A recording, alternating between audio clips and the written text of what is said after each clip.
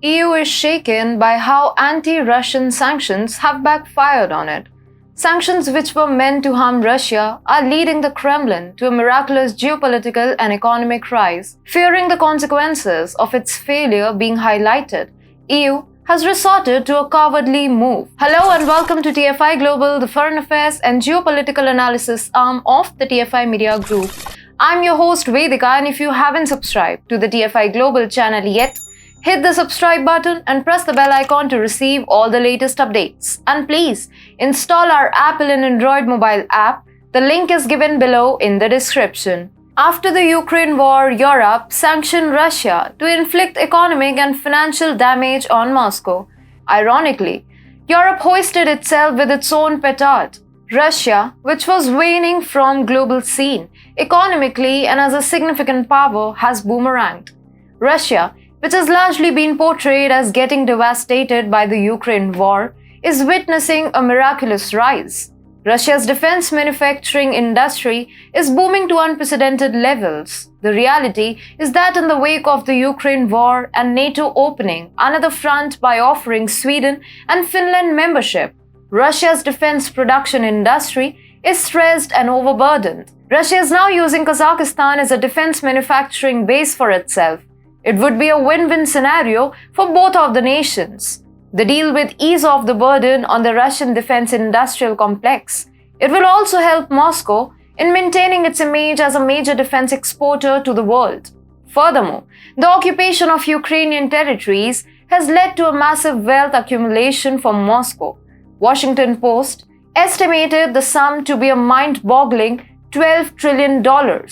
This hefty sum is coming to Russia by seizing 41 coal fields from Ukraine, 27 natural gas sites, 14 propane sites, 9 oil fields, 6 iron ore deposits, as well as several sites of titanium, zirconium, strontium, lithium, uranium, and gold. The accumulated wealth would then be used to build up infrastructure, which would give huge returns. Further, the labor crunch has been cut short by the manpower of the Donbas region.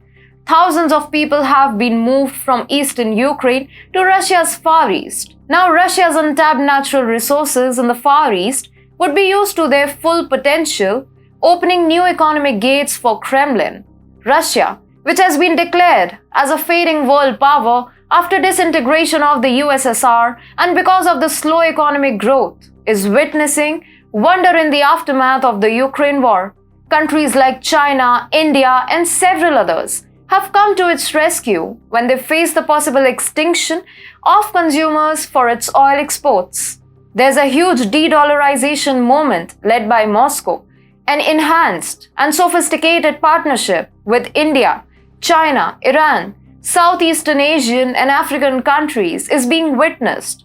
Countries are increasingly looking to trade in local currencies than in dollars. Several countries like Iran, Turkey, Egypt are adopting Russia's mere card payment system.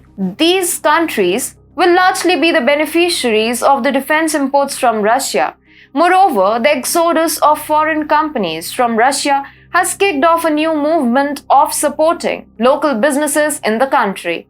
The local brands have replaced the global brands. These brands will be competing globally in the upcoming years, which will in turn aid Russia's economic activity in the longer term. Well, the West couldn't stop Russia's economic rise, so it has taken a notorious step to save its face. The European Union has now prohibited reputable credit rating agencies from rating Russia's companies and sovereign debt. The failure of following the same would lead the risk of losing their licenses to operate in the EU. Soon after the draconian directive, all the three international credit rating agencies like Moody's, Fitch, and S&P withdrew all their commercial ratings on Russian sovereign, corporate, and other forms of ratings, including closing their offices in Moscow. This sufficiently demonstrates the Western nations' disproportionate control over important participants in the global financial markets, posing a huge risk of manipulation. Thus, it may be claimed that the foreign credit rating agencies' politically arbitrary response caused the Russian government's free fall downgrades of 6 notches in less than 15 days rather than driven by risk fundamentals. Numerous trustworthy international organizations like JP Morgan and the IMF have explicitly said that Russia's economy is doing better than anticipated despite the Ukraine war and the Western sanctions. Yet, as the quote goes, you can't hide the sun with your hands and assume it's not there. Global investors can't be fooled by sold-out credit rating agencies. The matter of the fact is that Russia is standing on its feet and has started to flex its economic muscles.